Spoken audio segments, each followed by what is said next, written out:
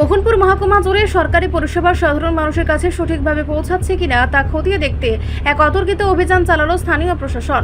বৃহস্পতিবার মোহনপুর ব্লকের অন্তর্গত বিজয়নগর গ্রাম পঞ্চায়েত এলাকায় এই বিশেষ প্রশাসনিক তৎপরতা চালানো হয়। মোহনপুরের মহকুমা শাসক শান্তনু বিকাশ দাসের সরাসরি নেতৃত্বে এই পরিদর্শনের মূল লক্ষ্য ছিল এলাকার রেশন দোকান, অঙ্গনওয়াড়ি কেন্দ্র এবং সরকারি বিদ্যালয়গুলির বাস্তব চিত্র খতিয়ে দেখা।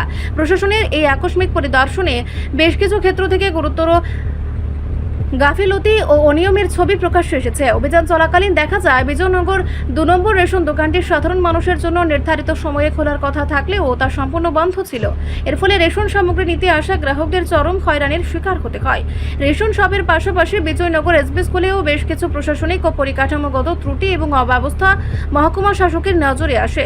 সরকারি প্রতিষ্ঠানগুলির এমন দায়িত্বজ্ঞানহীন আচরণে তীব্র ক্ষোভ প্রকাশ করেন প্রশাসনিক আধিকারিকরা।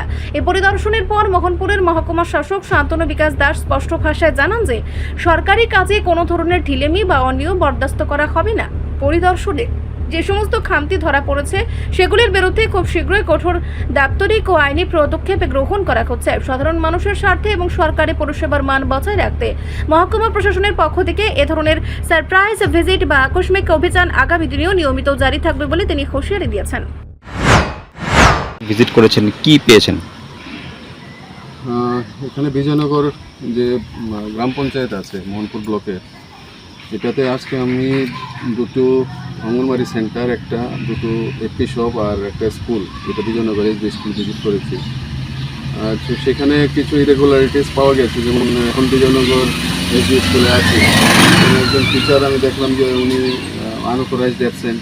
তারপরে এখানে যে মিড ডে মিল এবং স্যানিটেশন এবং ড্রিঙ্কিং ওয়াটার ফেসিলিটি প্রচণ্ড আনহাইজেনিক, যেটা স্টুডেন্টের হেলথের কম্প্রোমাইজ করে করা হচ্ছে।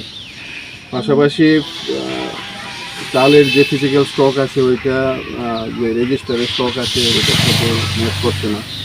তো উনি দেখাচ্ছেন যে ওটা উনি এপি শপের সাথে অ্যাডজাস্ট করে ওইখান থেকে মাল আনছেন। আবার এটা তো অ্যাকসেপ্টেবল না। যেটাই আমি এখানে পেয়েছি সেটা আমি রিপোর্ট করব। অঙ্গনওয়াড়ি সেন্টারে যেরকম আমি ওয়ার্কারকে পাইনি, বলছেন উনি আগরতলা মিটিংয়ে গেছে, আবার এখানে স্টুডেন্টও একজন পেয়েছি। তো এই পুরো সিস্টেমটাকে ইমপ্রুভ করতে হবে। তো এটা আমার কর্তৃপক্ষকে আমি জানাবো। পাশাপাশি যে অঙ্গনওয়াড়ি সেন্টারের যে আইসিডিএসের সুপারভাইজার সিডিপিও আছে, প্লাস এখানে ইন্সপেক্টর অফ স্কুলস আছে, আর এপি শপটা আমরা এসডিএম অফিসে ফুড সেকশনে দেখি। তো এই প্রত্যেকটা আধিকারিকের নজরে আনবো এবং আমাদের কাছে যে যতটুকু এম্পাওয়ার আছে আমরা অ্যাকর্ডিংলি এপি শপকে শোকজও করবো, যারা ডিলার আছে, যে কেন তারা নির্দিষ্ট টাইমে এপি শপ খোলা রাখেনি, বন্ধ রেখেছে। এবং কারণ বন্ধ রাখার ফলে এখানে যারা গ্রাহক আছে তাদের হয়রানি হচ্ছে।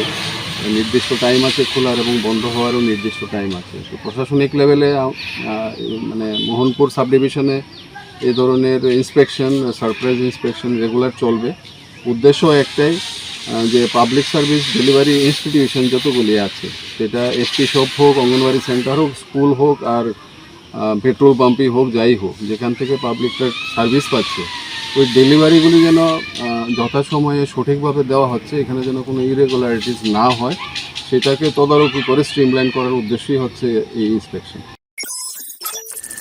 রিপোর্ট সংবাদ প্রতীক্ষা।